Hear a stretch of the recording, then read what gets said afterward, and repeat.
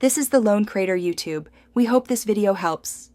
You start by gathering essentials: a Qatar mobile number, an active email address, and your passport or QID. Open settings on your iPhone or visit Apple.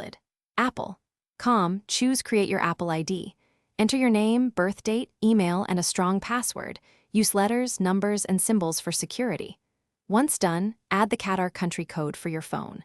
This immediate setup step verifies identity and ties recovery options to you, so double-check entries before proceeding to verification. Once you submitted basic details, verify your email by entering the code Apple sent. This confirms ownership and unlocks features. Next, set billing, add a Qatar credit or debit card, or choose none if you prefer App Store top-ups later.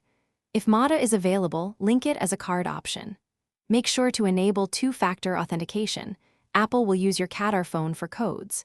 These steps prevent account lockout and let you buy apps, subscribe to services, and use iCloud securely. To finish, sign into your new Apple ID on all devices and confirm iCloud sync, App Store, FaceTime, and wallet settings. Check that your Qatar number receives verification SMS. If it doesn't, request a voice call or use an alternate phone or recovery email because carriers sometimes block short codes. Make sure payment and recovery details are accurate and log out of other Apple ID. One key troubleshooting tip: if activation still fails, restart the device and reattempt verification.